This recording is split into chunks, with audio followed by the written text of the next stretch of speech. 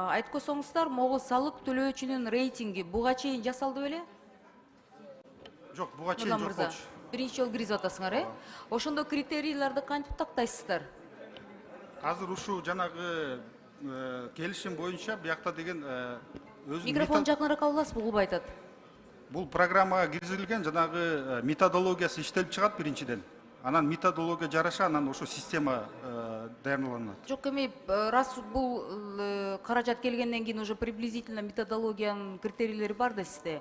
Кантип тандайсыздар, айтсаңыз? Жок, ошо жана ошо бир компоненти методология жазуу боюнча ушу киргизилген биякка да.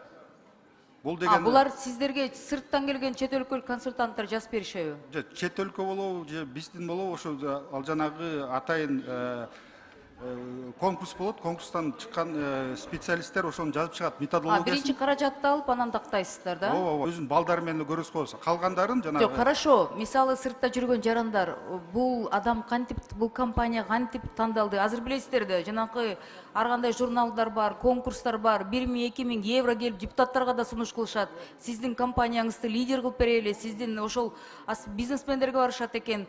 1-2 миң долларга номер 1, лучший там бизнесмен, лучшая компания кылтыр за деньги делают.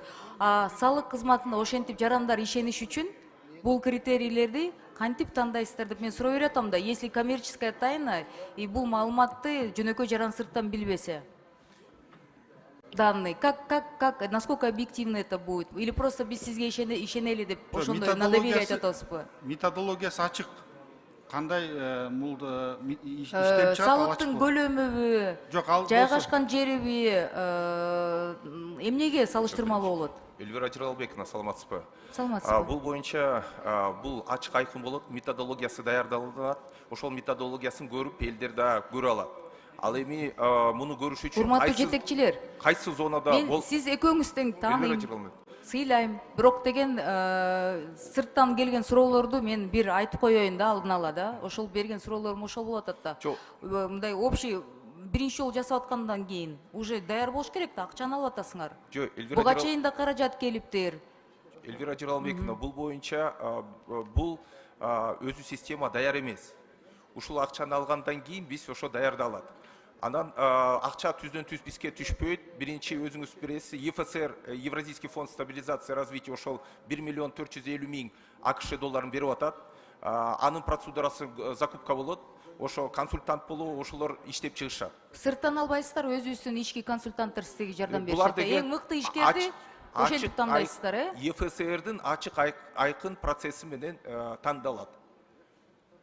Эң негизгиси бул элдин ишеними болуп атат да. Ошол эгер маалымат бизде коммерческий тайна болсо, анан кантип тандашат, же бул мындай өзгөчө адамдар болуп калабы, кандай болуп калабы деген суроо бергендиктен, мен да бул жаатты жакшы түшүнгөндүктөн сурап атам да, кандай болуп калат деп. Ошон үчүн Нурлан мырза берген суроом ошол эле, критерийлерди айтып койбойсуздарбы? Биринчи, экинчи, үчүнчү критерий ушул болуп атат. Капа болбоңуздар, бияктан деген бийликке жакын адамдар, же аффилирован адамдар болбойт. Биякта деген именно жалпы мы стимулируем предпринимателей деп. Нурлан мырза, это же как бы несложный ответ же. У меня спросили, я должна была задать этот вопрос. И я не могу получить ответ. Эльвира Жыралбековна, здесь будет чисто, прозрачно, транспарентно. Никого не будет. Это сама система будет выявлять, кто в зеленой зоне, кто в красной зоне и кто в серой зоне. Система внутри салык KG? Это другая система, которая будет разрабатываться. Хорошо, тогда я продолжу по вопросу, который на встрече президента с предпринимателями. Предприниматель говорит, система зависает, и это правда, и представитель налоговой упорно это отрицает. Зачем вы так делаете? Она же зависает.